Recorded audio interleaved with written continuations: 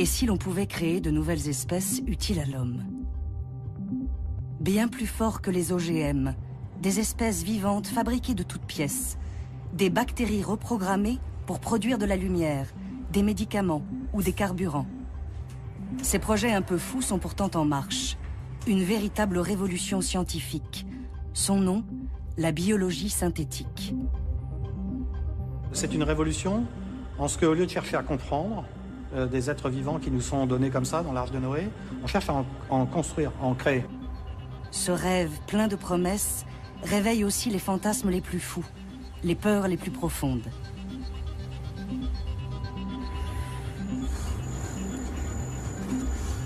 Cette nouvelle révolution industrielle utilise les formes de vie. Elle les traite comme des usines à fabriquer des nouveaux matériaux. Et cela va changer considérablement la société. Ça aura un impact majeur sur l'environnement.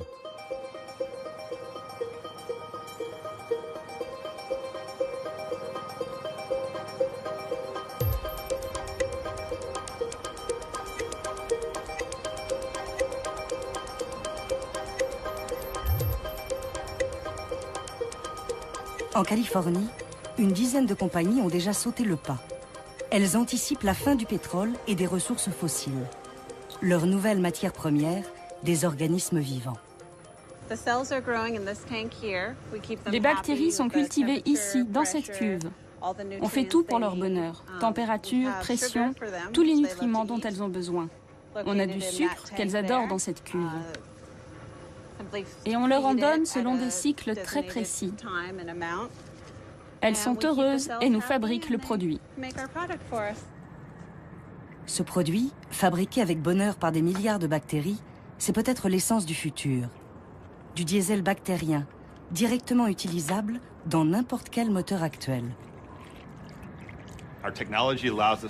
Notre technologie nous permet de produire des carburants qui iront dans les avions, dans les voitures. Très clairement, l'objectif est de fournir tout le carburant dont la planète a besoin. Autant dire beaucoup. Les États-Unis consomment à eux seuls 350 milliards de barils de pétrole par an. Le diesel, c'est quelque chose comme 60 milliards. LS9 fait partie de ces nouvelles compagnies de biotechnologie qui ont vu le jour aux États-Unis grâce au progrès fulgurant de la biologie synthétique. Depuis environ 5 ans, des milliards de dollars sont investis pour développer ce nouveau mode de production, au potentiel vertigineux. Ce carburant est issu d'un procédé en une seule étape.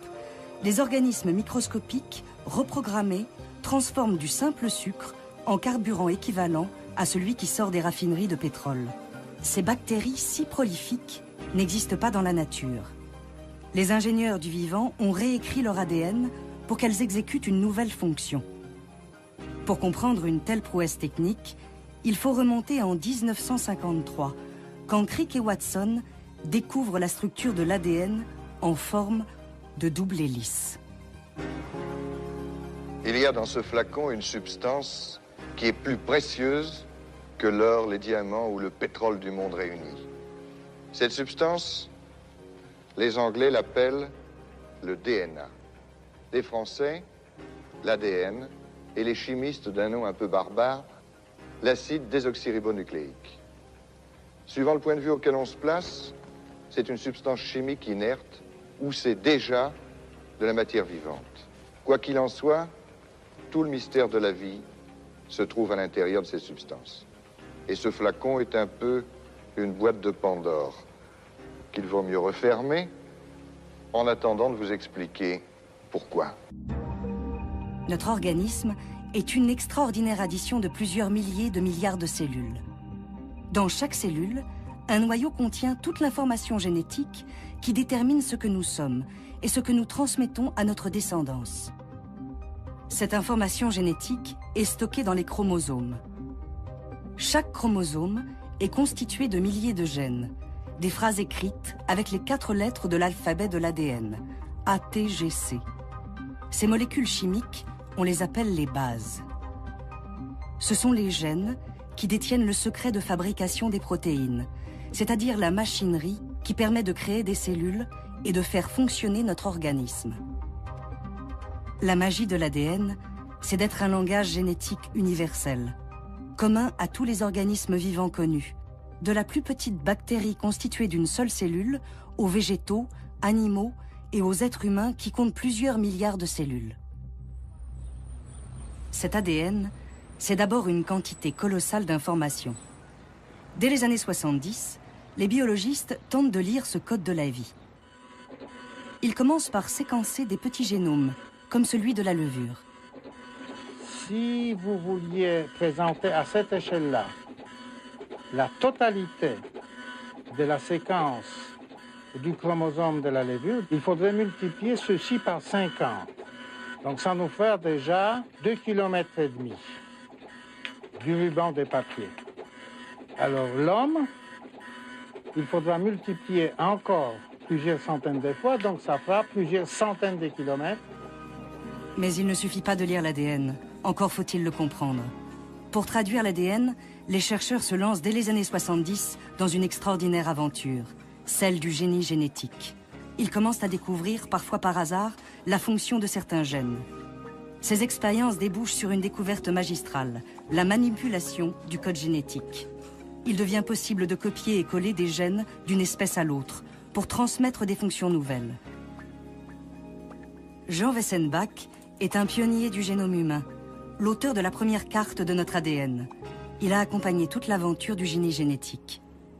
La première application commerciale, ça a été l'insuline, qui de toute façon posait problème puisque les insulines étaient essentiellement extraites, surtout de porc, mais aussi de bovins, et donc avec parfois des réactions allergiques. Donc pour pouvoir éviter ce type de réponse, ce qu'il fallait faire, c'était avoir de l'insuline humaine. Le transfert du gène de l'insuline humaine dans des bactéries permet d'en obtenir des quantités industrielles. C'est une révolution pour le quotidien de millions de diabétiques qui ont besoin de plusieurs doses d'insuline chaque jour pour vivre. Ce tournant marque surtout la naissance des organismes génétiquement modifiés, les OGM. Les industriels de l'agriculture y voient l'opportunité d'améliorer la compétitivité de certaines plantes. En leur transférant un gène de résistance aux parasites, ils augmentent le rendement des cultures. Ces manipulations du code génétique soulèvent un immense écho dans le public. Peut-on se permettre de toucher aux vivants? Ces expériences sont-elles sans risque pour la santé de l'homme et pour l'environnement? La première inquiétude est évidemment de faire, disons, de façon accidentelle, des bactéries qui allaient se propager sur toute la planète, qui allaient éradiquer toutes les espèces naturelles, qui allaient ou qui étaient carrément pathogènes pour, je ne sais pas, pour les plantes ou pour les humains. Et puis évidemment, il y avait d'autres utilisations similaires, non pas accidentelles mais délibérées. Ça aussi, ça a été une inquiétude à l'époque. D'ailleurs, on se demandait si effectivement on n'allait pas faire des monstres. Mais les scientifiques eux-mêmes se heurtent à des limites techniques.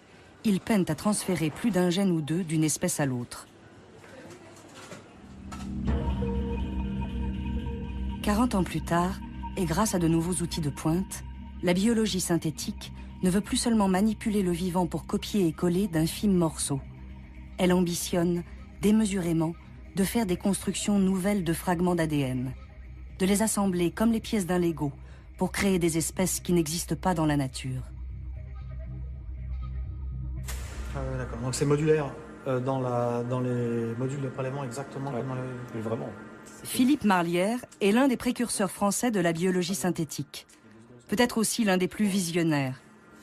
On peut dire de la biologie synthétique qu'il s'agit d'une révolution culturelle. C'est une révolution en ce qu'au lieu de chercher à comprendre des êtres vivants qui nous sont donnés comme ça dans l'Arche de Noé, on cherche à en construire, à en créer.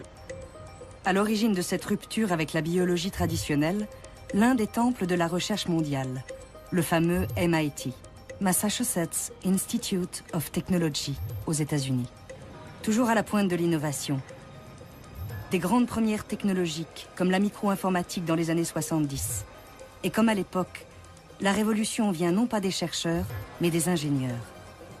Pragmatiques, concrets, bricoleurs, ils sont capables d'inventer, fabriquer des machines vivantes, sans être spécialistes de la biologie. Pensez à une voiture. Imaginez que vous n'en ayez jamais vu de votre vie et que vous vouliez comprendre comment ça marche. L'une des solutions, c'est de la mettre en pièces, d'étudier ces pièces, d'essayer de formuler des théories sur leur fonctionnement, de faire des listes de ces composants. Mais il y a une autre manière de faire les choses. Votre voiture est en pièces détachées. Maintenant, il faut essayer de les remettre ensemble. Qu'est-ce que c'est que ce truc? Est-ce que ça va vraiment dans le moteur? Puis-je le laisser de côté? Et à la fin, vous remettez tout ensemble, vous tournez la clé. Est-ce que la voiture démarre? Construire et apprendre en construisant, c'est une démarche très efficace en matière de découverte scientifique. Et ça n'a jamais été appliqué dans le domaine de la biologie. Drew Handy est considéré comme le plus doué de sa génération, un avant-gardiste, le premier théoricien de la biologie de synthèse. Dès 2005, il crée le premier cours de cette discipline. Ses élèves, des apprentis ingénieurs. Pour passionner les jeunes avec cette nouvelle approche de la biologie, il lance avec des collègues un grand concours de biologie synthétique, iGEM. Les participants d'iGEM doivent présenter au jury des machines biologiques, des machines vivantes. Pour les ingénieurs comme Drew Handy, la nature est une technologie comme une autre, une gigantesque caisse à outils de fonctions miraculeuses, comme la capacité qu'ont les plantes, par exemple, à transformer la lumière du soleil en énergie. Je suis un ingénieur. J'aime la biologie car elle fait partie de ce que nous sommes. Mais c'est aussi un outil de fabrication très puissant. Une feuille, pensez juste à une feuille d'une plante. C'est un panneau solaire auto-assemblé qui se recycle tout seul. C'est extraordinaire en fait et ça fonctionne vraiment. Donc imaginez si on pouvait reprogrammer des choses comme ça avec de tels pouvoirs. Ce qui fascine les ingénieurs, c'est de construire des machines complexes à partir de composants très simples et standardisés. Comme les ordinateurs, véritable addition de processeurs, de mémoire, de nombreuses pièces détachées.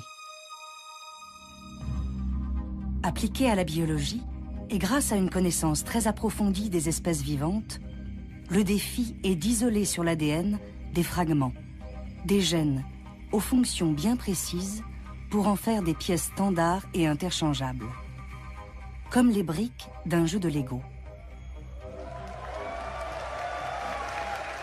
Une brique de Lego, c'est justement le trophée remis au vainqueur du concours iGEM. Dans ce concours, les Legos sont des gènes à assembler et recombiner en une construction plus complexe. Une véritable machine biologique. Ces Legos d'ADN ont été baptisés biobriques. Ce sont des fragments d'ADN écrits avec les 4 lettres du code génétique, ATGC.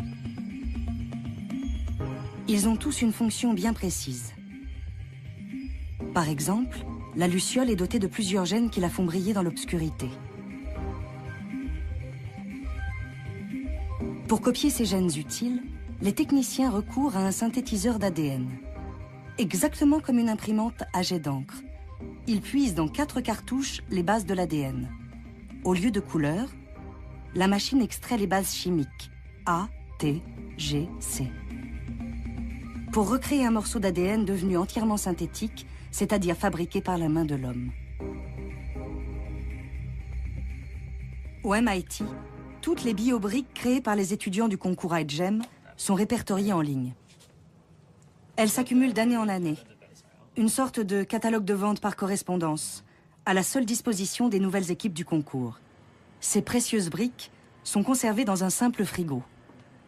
Randy Redberg est le maître des lieux. C'est l'un des fondateurs du concours iGEM.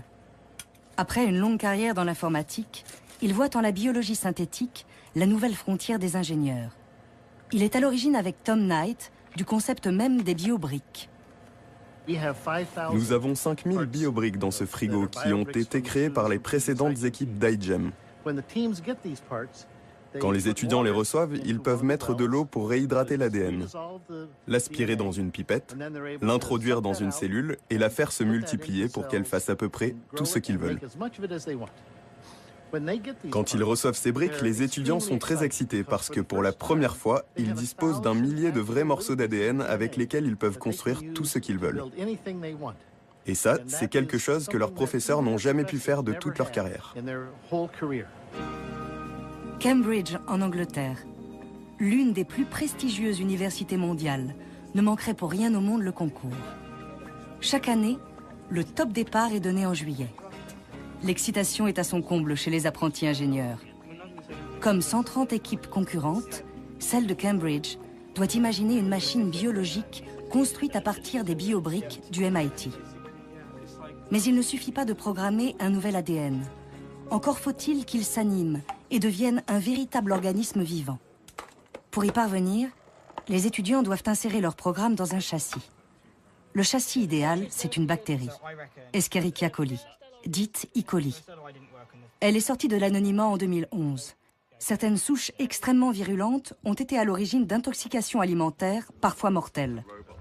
Mais en temps normal, c'est une star des biologistes, utilisée par tous les chercheurs car son génome est très bien connu. La meilleure preuve que toutes les souches d'E. coli ne sont pas mortelles, c'est que nous en hébergeons des milliards sur notre peau et dans tout le corps. Nous en comptons même plus que de cellules. Ces bactéries nous sont indispensables. Celles qui séjournent dans notre intestin, par exemple, permettent la digestion. C'est un organisme simple, doté d'une seule cellule, avec un avantage majeur. Aucun noyau ne protège l'ADN. On peut donc la vider d'une grande partie de son ADN superflu et ne conserver que les gènes indispensables à sa survie.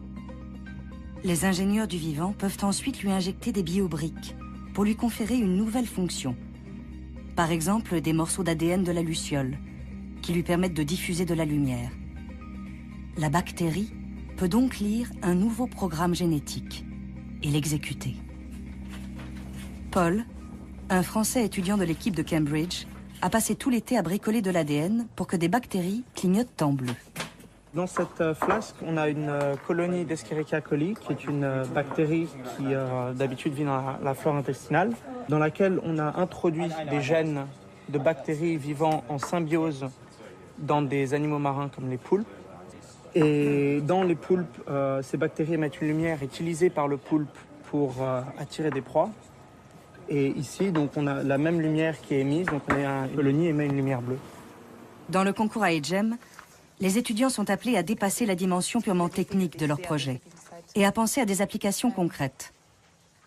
Pour imaginer leurs bactéries lumineuses E. coli dans le futur, l'équipe de Cambridge a fait appel à Alexandra Daisy-Ginsberg, une designer anglaise experte en biologie synthétique.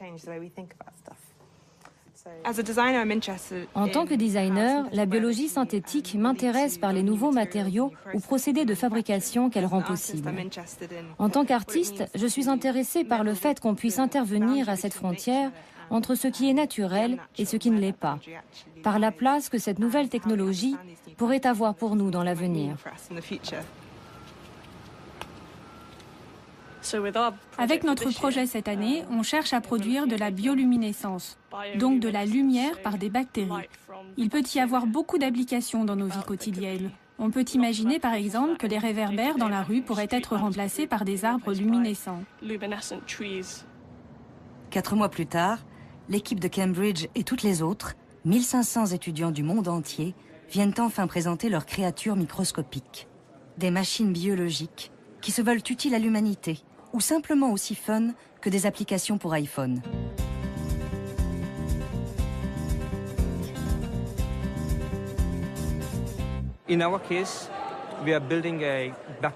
On a construit un système bactérien qui peut détecter les cellules cancéreuses.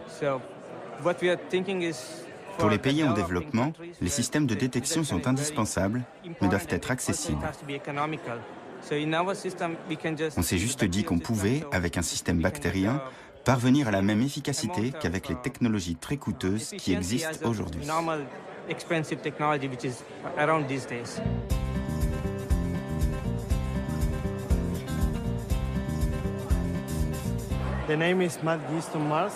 Le nom de notre projet, c'est les levures folles de Mars.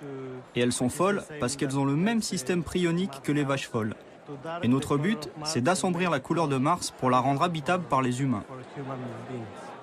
Ces jeunes Espagnols reprennent un thème classique de la science-fiction, le terraforming, ou le fantasme de transformer l'environnement d'une planète pour la rendre vivable. Mais qu'il soit un peu fantaisiste comme celui-là, ou utile, comme la détection du cancer, ces projets n'ont pas vocation à être commercialisés. L'objectif, c'est de démontrer que la biologie du XXIe siècle est accessible à de très jeunes étudiants. Qu'ils peuvent accomplir quelque chose d'efficace en 4 mois seulement. Quand j'ai lancé iGEM, mes amis du MIT, qui sont des professeurs de biologie et donc des gens très intelligents, m'ont dit que ce que je faisais était mal. Que je me moquais des étudiants en leur faisant croire qu'ils pourraient accomplir quelque chose en un été. J'aimerais faire un petit sondage. Selon votre expérience d'iGEM, est-ce que la biologie est trop complexe pour des étudiants non diplômés? Non. Ok. Je crois qu'on a répondu à la question. En 6 années d'existence, le concours iGEM a vu défiler des projets de plus en plus sophistiqués.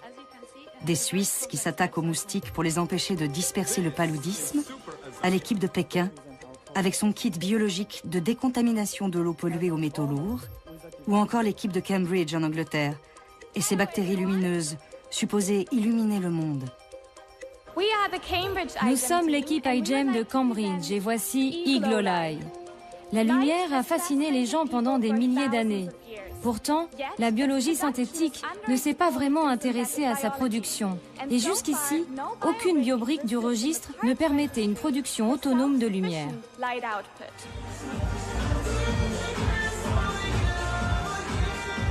Les participants au concours iGEM sont 2 fois plus nombreux chaque année.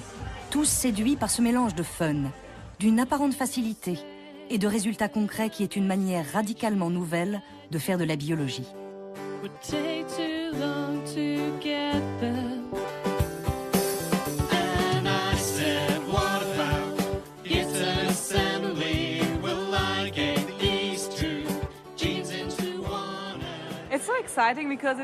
C'est vraiment excitant, car pour moi, la biologie, c'était juste observer des processus, regarder des trucs. Mais être un ingénieur, c'est vouloir construire par soi-même.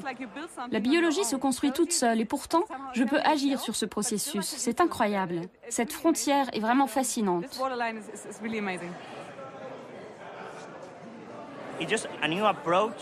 C'est une nouvelle approche pour faire la même chose plus vite et en mieux. En fait, c'est le génie génétique amélioré par les pièces biologiques standardisées qui sont très importantes. C'est la partie ingénieure de la compétition iGEM. Comment intégrer toutes les séquences d'ADN qu'on obtient dans les micro-organismes qu'on veut construire.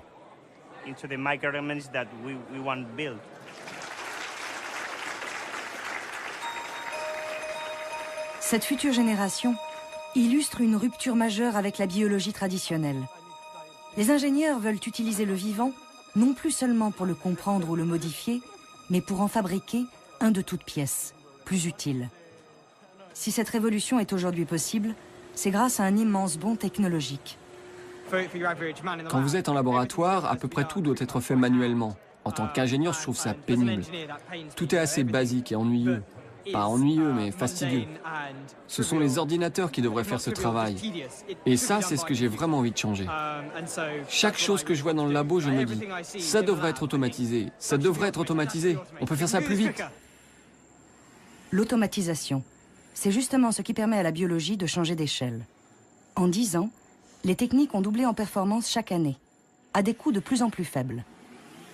L'illustration la plus spectaculaire, c'est le séquençage des quelques 20 000 gènes du génome humain, soit 6 milliards de bases ATGC, les 4 lettres élémentaires de l'alphabet génétique. Pour y parvenir, il aura fallu 13 ans et 2,5 milliards d'euros. Jean Wessenbach a participé à cette grande aventure. Il a été le témoin de l'explosion des techniques qui permettent 10 ans plus tard de séquencer un génome entier en quelques semaines pour quelques milliers d'euros. Est-ce que l'automatisation a été un élément déterminant? Bien sûr, elle l'a été parce que on est obligé de faire des expériences à très grande échelle, tout simplement parce qu'on n'est pas sûr du résultat qu'on va obtenir. Donc on va faire on va tester tout un tas de petites variations qu'on a introduites jusqu'à trouver celle qui est optimale. L'automatisation, c'est aussi ce qui permet de fabriquer à la commande les fameuses biobriques du MIT. La possibilité de copier des fragments génétiques de manière quasi industrielle. Après la chimie de synthèse, c'est l'avènement de la biologie de synthèse. La société GeneArt en Allemagne est l'un de ces nouveaux industriels de la biologie. Dans ces locaux high-tech, 8 millions de bases synthétiques sont produites par mois. En fonction de la commande, un ordinateur dirige l'assemblage des bases A, T, G et C pour créer de toutes pièces un ADN artificiel. Les chercheurs peuvent commander des gènes complets sur Internet, les faire fabriquer sur mesure, à des tarifs de plus en plus abordables. 10 years ago, genes were about 10 to 20 times more costly. Il y a 10 ans, les gènes coûtaient 10 à 20 fois plus cher qu'aujourd'hui. Seuls quelques chercheurs pouvaient se permettre d'acheter des gènes synthétiques et même quand ils essayaient de les fabriquer eux-mêmes, ça leur coûtait très cher. Aujourd'hui, ils peuvent tout simplement les commander en ligne à un prix plus qu'acceptable, entre 500 et 1000 euros, au lieu de 20 ou 50 000 euros. Il y a 10 ans, ça tenait aux compagnies et aux chercheurs plusieurs mois pour fabriquer un gène. Aujourd'hui, on peut le faire en 5 jours. Cette démocratisation pose un évident problème de sécurité. Si quelques clics de souris suffisent à commander des gènes synthétiques sur Internet, comment en empêcher l'utilisation malveillante? Selon Gene Hart, des contrôles stricts garantissent que les gènes synthétiques ne sont livrés qu'à des entreprises et laboratoires autorisés à les commander. En fait, on vérifie chaque client qui passe une commande à Gene Hart, ainsi que chaque séquence demandée. Si c'est une séquence douteuse, si elle peut être utilisée à mauvais escient ou si elle est référencée sur des listes, on demande la permission aux autorités du pays ou on refuse la commande. Or we simply deny the order.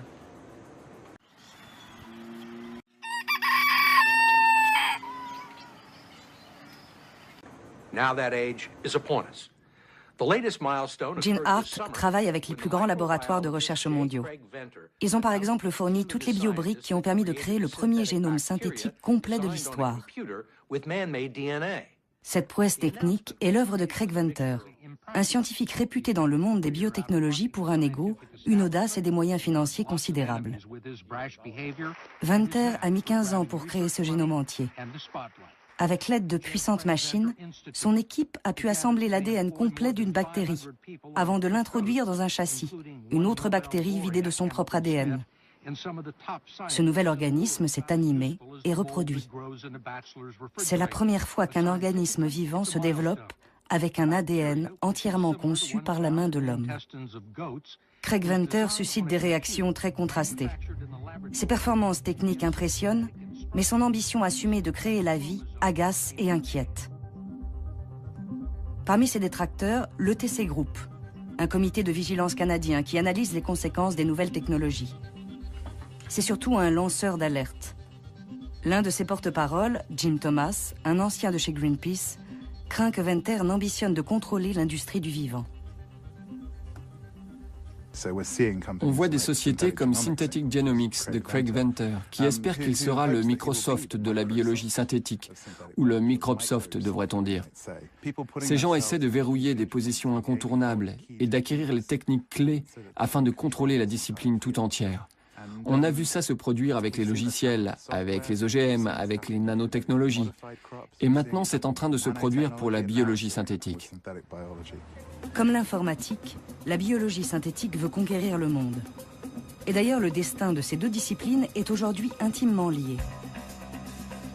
Les progrès de la biologie synthétique dépendent étroitement de ceux de l'informatique, de l'augmentation constante de la puissance de calcul des ordinateurs.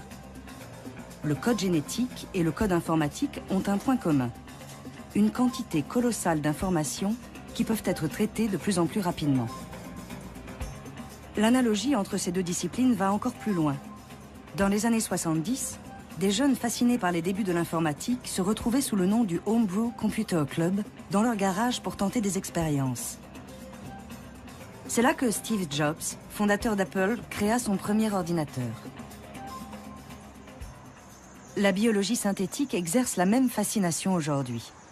Les jeunes passionnés par cette nouvelle discipline se sont regroupés sous le nom de Do-It-Yourself Biology, la biologie maison en quelque sorte. Surnommés les biohackers, En référence aux pirates informatiques, les hackers, ces étudiants sont souvent présentés comme des apprentis sorciers, bricolant de l'ADN dans leur garage. Ces amateurs sont surtout des passionnés de science et de technologie, de véritables champions de la débrouille. Avec une dizaine d'euros, Mac, Dan et Dakota ont mis au point un bioréacteur, une machine capable de cultiver des algues et d'en extraire du carburant.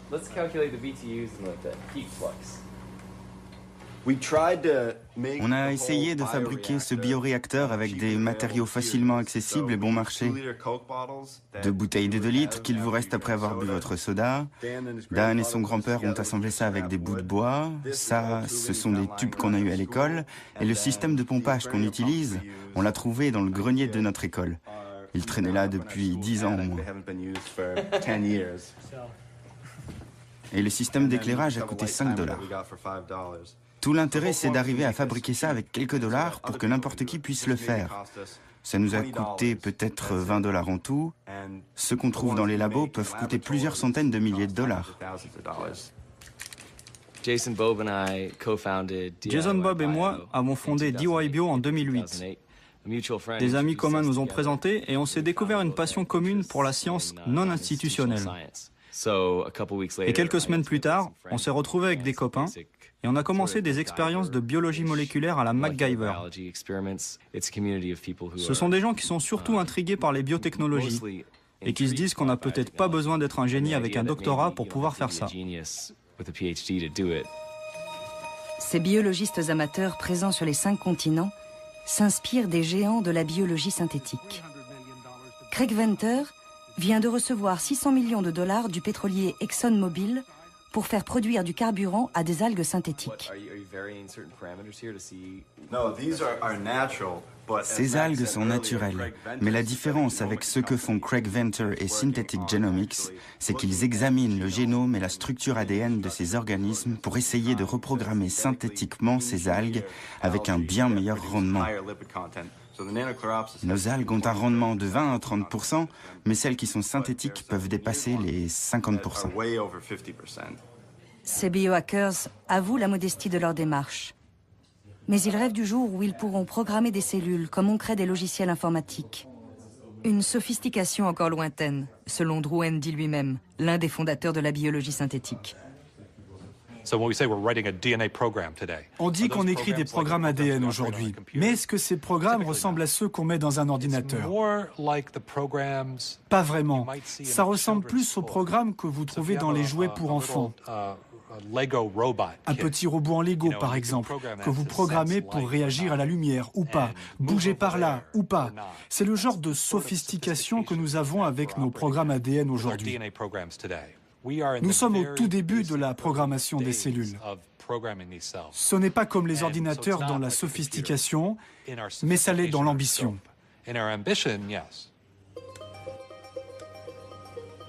Même si la biologie de synthèse paraît être une technologie naissante, dont l'efficacité reste modeste, des milliards de dollars sont déjà investis pour la rendre opérationnelle à grande échelle.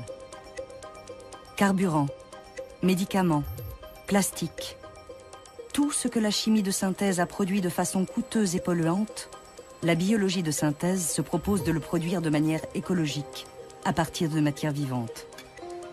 Une sorte de chimie verte qui fait des microbes les nouvelles usines du XXIe siècle.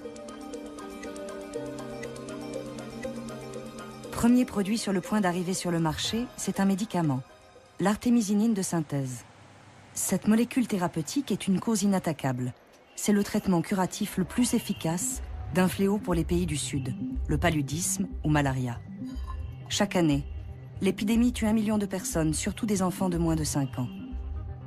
L'artémisinine naturelle est extraite de l'armoise, une plante cultivée principalement en Asie et en Afrique de l'Est. Mais elle est de plus en plus rare. Sa production est longue et coûteuse et reste très insuffisante. Jay Kisling, un ingénieur californien, est à l'origine d'une découverte majeure. Il a trouvé le moyen de produire de l'artémisinine de synthèse grâce à des bactéries reprogrammées. Après le laboratoire et la preuve de concept, c'est le géant pharmaceutique français Sanofi Aventis, à l'autre bout de la planète, qui doit industrialiser le procédé. Ce qu'a développé Kissling est quelque chose qui relève d'un procédé de laboratoire. Ils avaient déjà des performances qui étaient intéressantes, mais ensuite, quand il s'agit de passer de l'échelle d'une vingtaine de litres maximum à des fermenteurs qui seront des fermenteurs de l'ordre de 100 à 200 mètres cubes, qui sont des fermenteurs de taille industrielle. Ça, c'est un travail qui n'avait pas ou peu été approché par l'équipe de Kissling et d'Amiris et qu'on a largement développé pour pouvoir être capable d'aller en phase d'industrialisation.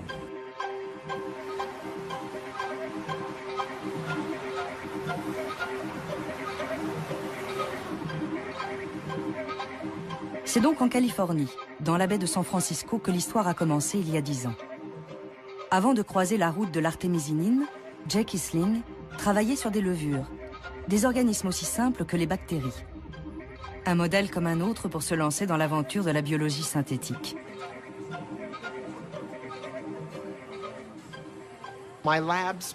Avant ça, mon laboratoire a passé 10 ans à développer des outils pour transformer des levures et la bactérie E. coli. Au moment de choisir un produit pour nos expériences, l'un de mes étudiants m'a dit « Tiens, regarde cet article sur l'artémisinine ». On s'est dit « Super, c'est un produit aussi bien qu'un autre ». À part mes cours de biologie, je ne savais pas grand-chose sur le paludisme. On a donc appris beaucoup sur les circuits métaboliques et on s'est mis au travail. Les circuits métaboliques sont des cascades de transformation chimique. C'est par exemple tout le chemin parcouru entre le principe actif naturel de l'armoise et ce qui deviendra 18 mois plus tard de l'artémisinine, une molécule thérapeutique. Ce circuit, modifié par la biologie synthétique, permet de réduire ce délai d'1 an et de produire beaucoup plus de médicaments. Pour obtenir un microbe capable de produire de l'artémisinine, on a dû prendre le circuit métabolique de l'armoise, la plante originelle, et insérer ce circuit à l'intérieur d'une levure. Cela a permis à la levure de produire l'artémisinine. Pour financer ses recherches, Jay Kissling a reçu 42,5 millions de dollars de la fondation Bill Gates, engagée dans la lutte contre le paludisme. Une partie de ces fonds a servi à créer la société Amiris en 2005. Une compagnie à la mentalité très californienne, qui ne recrute que des salariés mus par une même ambition, avoir un impact positif sur le monde. On s'est dit, waouh, de toutes les choses utiles qu'on peut imaginer faire en utilisant la biologie synthétique, améliorer la disponibilité de ce médicament qui connaissait en 2004 une véritable pénurie, ça permettrait de fournir un traitement à chaque enfant atteint du paludisme. Et franchement, même si j'adore la technologie comme tout le monde ici, ça, c'est la raison pour laquelle on se lève chaque matin. Ce qui a séduit la Fondation Gates, c'était l'idée d'utiliser la biologie synthétique pour répondre au grave manque d'antipaludéens efficaces. D'ici 2013, la moitié de la production mondiale d'artémisinine, assurée jusque-là par des paysans d'Asie et d'Afrique, sera remplacée par les cuves de fermentation de Sanofi Aventis.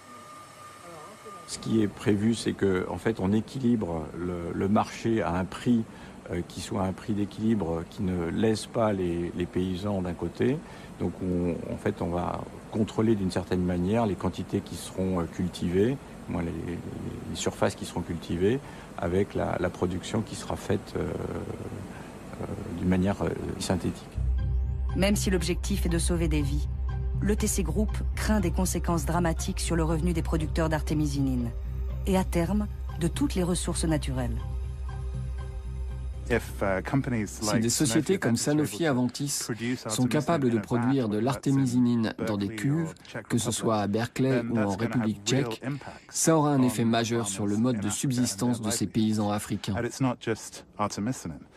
Et ce n'est pas uniquement l'artémisinine. On voit les entreprises de biologie synthétique essayer de produire de la réglisse dans des cuves, de la vanille dans des cuves, du caoutchouc dans des cuves. Toutes ces marchandises dont dépend la subsistance de vraies personnes.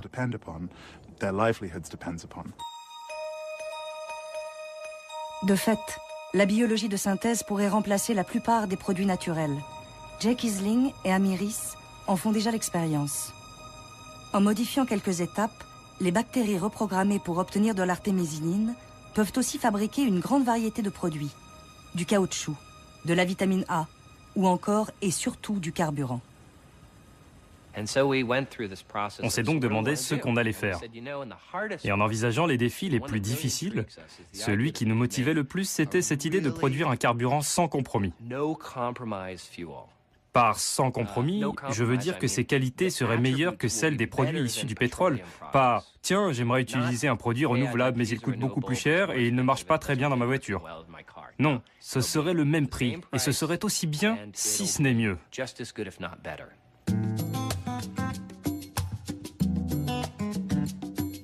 Avec la biologie synthétique, les compagnies pétrolières ont peut-être trouvé la réponse à l'après-pétrole. Leur nouveau pétrole, c'est la biomasse. Le bois, les plantes, les résidus végétaux et alimentaires. La biomasse englobe tout ce que la planète compte de matière vivante à convertir en énergie. Les biocarburants de première génération sont très critiqués car fabriqués à partir de ressources, comme les céréales ou la betterave. Des ressources alimentaires indispensables aux pays en développement. La biologie synthétique affirme qu'elle va régler ce problème en utilisant une autre biomasse pour nourrir ces bactéries reprogrammées, sans concurrence avec l'alimentation, comme les déchets végétaux. Mais pour les écologistes comme l'ETC Group, cet argument est un leurre. Quelle qu'elle soit, la biomasse n'est pas inépuisable. La surexploiter pourrait s'avérer catastrophique à long terme. Les nouvelles compagnies de biologie synthétique, comme Amyris, aiment à dire qu'ils participent à la nouvelle économie verte, qui va remplacer le pétrole par l'utilisation de la biomasse et des sucres. En réalité, ces compagnies ont des accords avec les compagnies pétrolières, avec Total, avec BP, avec Shell, avec Chevron. Et au bout du compte, ce seront les mêmes grosses compagnies qui contrôleront ces nouvelles ressources. Le problème avec ça, c'est que vous changez les matières premières, et donc vous changez l'économie dans laquelle on vit. Il n'y a tout simplement pas assez de biomasse pour faire ça. Si la biologie synthétique tient ses promesses, c'est toute l'économie mondiale qui devra s'adapter à une nouvelle révolution industrielle. Mais a-t-on suffisamment de recul pour propulser cette technologie naissante dans notre vie quotidienne? L'arbre du vivant, qui a permis l'évolution de toutes les espèces, va connaître une nouvelle branche. Une branche artificielle, faite d'espèces créées par la main de l'homme. Qui peut garantir que ces nouveaux organismes ne vont pas dominer et détruire nos écosystèmes naturels? Pour contrer ces peurs, Randy Redberg, l'une des grandes figures de la biologie synthétique, s'appuie sur son expérience de l'informatique. Il a vu la naissance des premiers ordinateurs dans les années 60 et le fantasme de machines qui allaient devenir des cerveaux géants, remplaçant la main de l'homme. Pour lui, les peurs liées à la biologie synthétique seront aussi infondées. Les ordinateurs se sont améliorés de plus en plus, mais ils ne sont pas devenus plus intelligents. Ils sont devenus meilleurs en musique, en graphisme, dessin, interface, en communication, en réseau. Je pense que c'est un peu la même chose pour la biologie synthétique. Se demander si on crée de la vie ou pas, si c'est une forme d'évolution ou pas, n'est pas le plus important pour décrire la biologie synthétique. Le point fondamental, c'est que nous pouvons construire des systèmes qui peuvent faire des choses importantes. Il faudrait donc considérer les espèces synthétiques comme n'importe quelle autre technologie, à la différence près que les bactéries reprogrammées sont des espèces vivantes qui vont évoluer. Aussi, pour d'autres scientifiques, des précautions s'imposent. Leur solution ? Créer un nouveau code génétique incompatible avec le vivant tel qu'il existe dans la nature. Philippe Marlière et ses collègues ont essayé de changer l'une des 4 lettres de l'ADN. Ce nouvel alphabet génétique ne serait plus ATGC, mais AXGC. L'expérience était intéressante parce que, d'abord, il était impossible de dire s'il serait possible, par un moyen purement automatique, extrêmement simpliste, de forcer une bactérie conventionnelle à adopter au cœur de sa matière génétique une lettre que nous aurions décidée. Alors, est-ce que ce serait possible? Et deuxièmement, si c'était possible, combien de temps ça prendrait? Combien d'étapes d'adaptation génétique? Pour se reproduire, les bactéries ont besoin des 4 bases chimiques ATGC. Pour forcer la bactérie à dépendre d'une base artificielle X, l'équipe de Philippe Marlière a mis au point une culture de bactéries automatisée. Quand les bactéries ont du mal à proliférer, la machine leur donne la base naturelle T. Quand au contraire, elles se reproduisent massivement, elles reçoivent la base artificielle X. À la surprise des chercheurs eux-mêmes, la bactérie s'est mise à proliférer de mieux en mieux avec la base artificielle X. En l'espace de 5 mois seulement, elle s'est complètement adaptée au changement de son texte génétique. Maintenant, on va essayer de changer les 3 autres bases. D'abord séparément, et puis ensuite on va essayer de les changer tout ensemble, de manière à s'éloigner le plus possible du vivant tel qu'on le connaît. Mais il est clair que le jeu en vaut la chandelle parce que, ce faisant, on va parvenir à des espèces vraiment artificielles pour le coup, et qui vont dépendre d'ingrédients qu'il n'y a absolument pas dans la nature et qu'elles sont incapables de fabriquer elles-mêmes. Le pari de Philippe Marlière, c'est que plus les espèces synthétiques seront différentes des espèces naturelles, et moins elles pourront se mélanger. Mais cette capacité de réécriture du code génétique pose une autre question. Et s'il devenait possible de créer de nouveaux organismes, plus dangereux? Certains parlent déjà de bioterrorisme, de bacilles synthétiques de l'anthrax ou de la peste. Il n'est pas du tout évident que des gens vont créer en laboratoire des virus plus dangereux que ceux qui existent dans la nature. Je ne dis pas qu'on ne pourrait pas le faire dans 100 ans, mais la nature se débrouille plutôt bien. Fièvre hémorragique, Ebola, HIV, SARS, la grippe, il y a déjà pas mal de bons exemples et il y en aura probablement d'autres.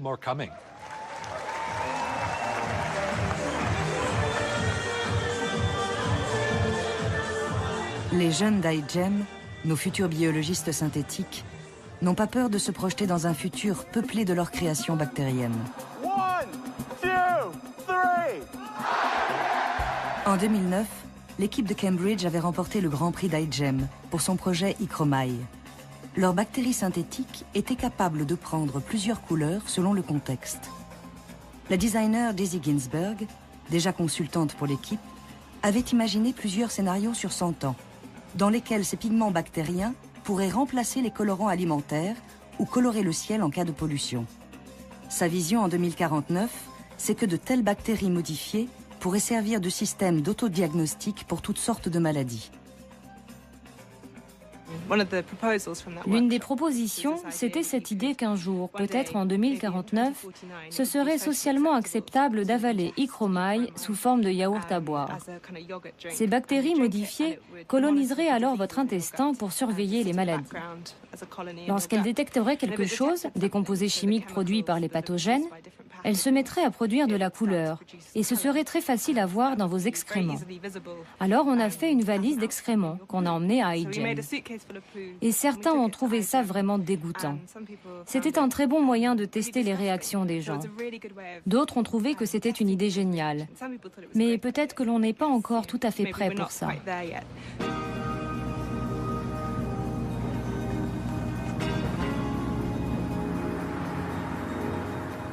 Les fondateurs du concours iGEM, Drew Handy et Randy Redberg, rêvent d'un futur où la biologie synthétique fera partie intégrante de nos vies.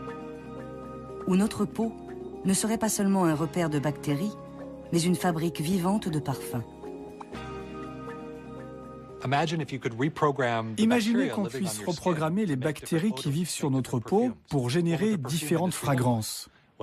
À quoi ressemblerait l'industrie du parfum ? Un industriel qui aurait mis au point un cocktail de produits chimiques formant un excellent parfum pourrait travailler avec des ingénieurs en biologie synthétique pour faire fabriquer ces composants par un micro-organisme, un organisme qui vit sur notre peau. Comment diffuser ce nouveau parfum dans le monde entier? En le mettant sur Internet. Sous quelle forme? Sous la forme d'une séquence d'ADN qui programme les composants constituant le parfum. Partout dans le monde, les gens pourraient télécharger cette séquence d'ADN, la synthétiser sur place et modifier leur peau avec un parfum vivant. Je pense que la biologie synthétique va entrer dans nos vies d'abord par les annonces d'avancées scientifiques, puis, au cours de la prochaine décennie, par les exemples de certaines entreprises qui auront réussi à accomplir quelque chose, à soigner des maladies de cette manière. Et puis, dans les 20 ans qui suivront, il devrait y avoir des percées importantes. Les gens commenceront à en entendre vraiment parler et à l'utiliser personnellement. Dans 50 ans? Je ne sais pas. C'est assez long, mais c'est l'échelle de temps qu'il faut envisager pour des changements de l'ampleur de ceux dont nous parlons. C'est excitant au début, mais à la fin, tout le monde l'a, et ça semble totalement normal. Propulser sur le marché une technologie dont on sait très peu de choses, sans aucun contrôle, régulation ou surveillance, c'est la recette d'un désastre. Car quand cette industrie va rencontrer des problèmes et que quelque chose va aller de travers, comme ça va inévitablement être le cas, ce sera à large échelle, ici, dans le vrai monde, et pas seulement en laboratoire. La biologie synthétique, comme le reste des biotechnologies, sont des domaines si mouvants, au potentiel si bouleversant, que leur portée ne peut s'envisager que sur plusieurs décennies. Et pourtant, de demi-siècle en demi-siècle, même si la science dépasse les obstacles techniques, les questions fondamentales demeurent. En 1962, le biologiste visionnaire Jean Rostand s'interrogeait déjà sur le devenir de l'ADN, le DNA en anglais, comme on l'appelait à l'époque. Mais il est certain que par un moyen ou par un autre, les chimistes finiront par modifier le DNA. Ils feront une sorte d'industrie du DNA, comme on fait l'industrie des matières plastiques. On fera des super DNA. On finira par falsifier le DNA naturel, par le frelater, en y introduisant des molécules étrangères. Et alors, vous voyez, tout ce que cela ouvre d'espoir, de perspectives pour l'homme, et aussi, disons-le, d'inquiétude. Je vous avoue que pour ma part, car un biologiste a quand même le droit d'être un homme, je doute que l'homme soit actuellement mûr pour prendre en main la commande chimique de son destin. Mais le sera-t-il jamais ?